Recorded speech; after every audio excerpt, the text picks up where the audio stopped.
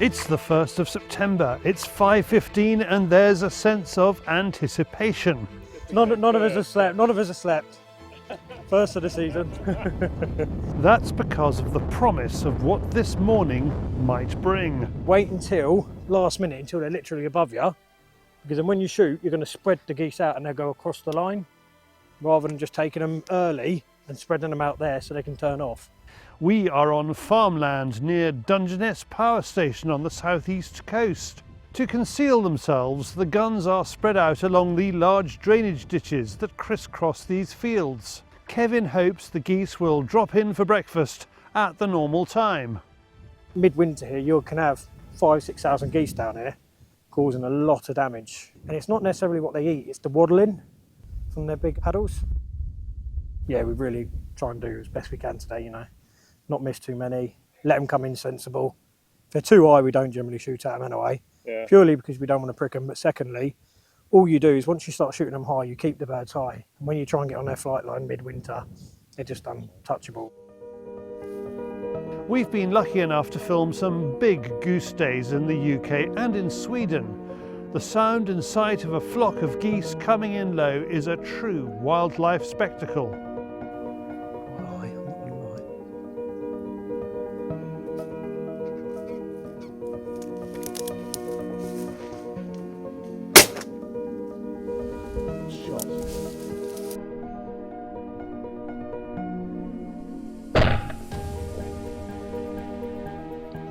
Kevin shoots an impressive first bird. Bird? Yeah, it's all right, that one. I was happy with that. With a better understanding of what the birds are doing, there is a shift in the pattern.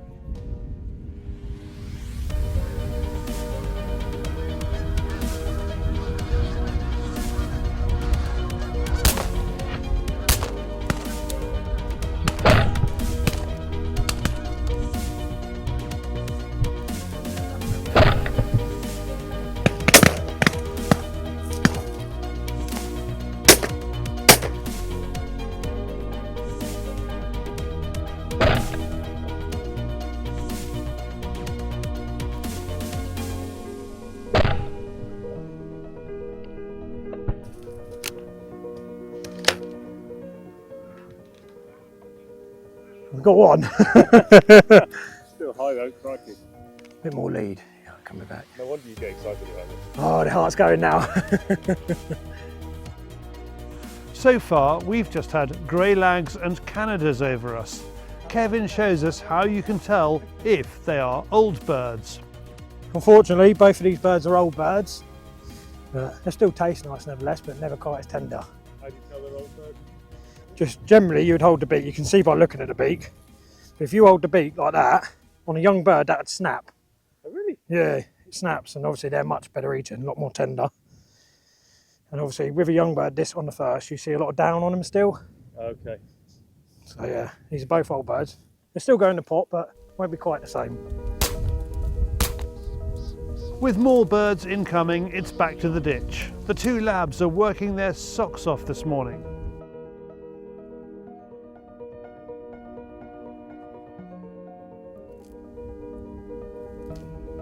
Some of these birds will be as heavy as they are, and yet the dogs are retrieving them from hundreds of yards away and through water.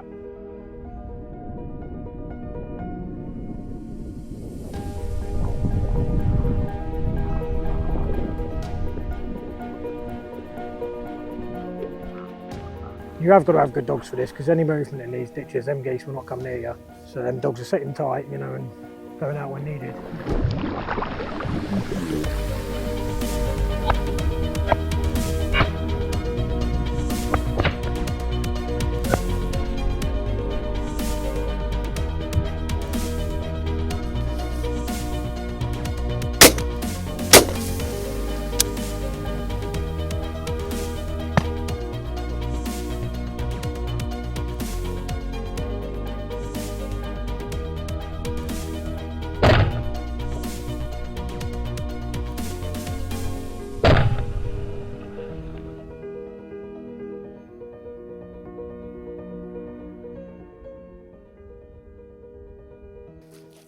At last we have an Egyptian goose. Kevin feels this colourful bird is too disruptive and it's affecting our other wildfowl species.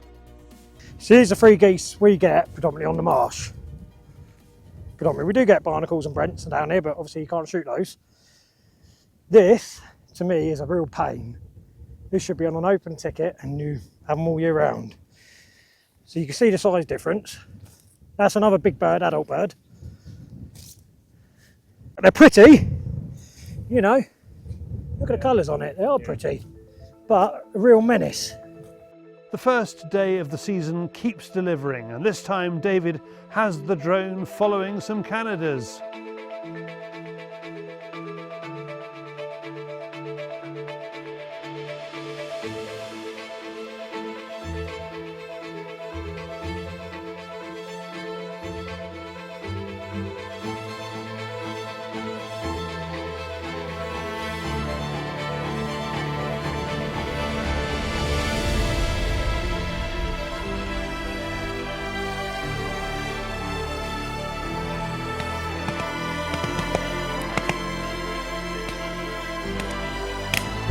Nice, well done.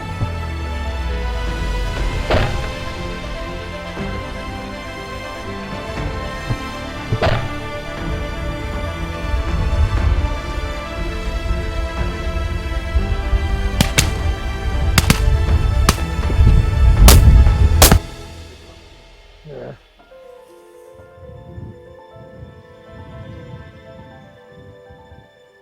There is some great shooting by the team of guns. We've now got youngsters to look at.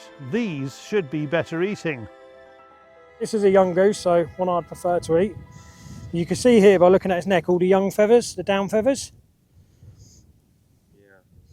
So that's obviously your first example of it. And also, if I hold the bottom beak, just by its body weight, it should break it. No pressure. Oh, there you go. Perfect. Well done. That's interesting. So that's your real way, and you can see it's just snapped straight away. Yeah. Whereas that tough old bird, I could bounce that on its beak and it will not break. Okay. So yeah, to me, that's your best eating bird. Nice young one, nice young little feathers on it, so be nice and tender. When we were chatting before, you were talking about hybridisation.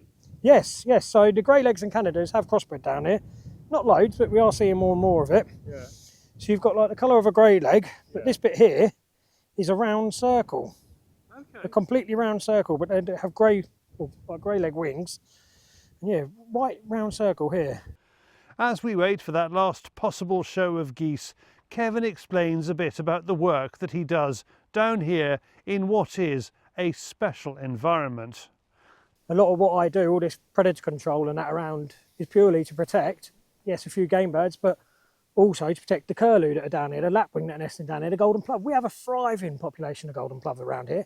You know, midwinter you can come down here and have 5,000 golden plover flying about, which is, you know, something quite magical to see. Yeah. You know, starlings, everything.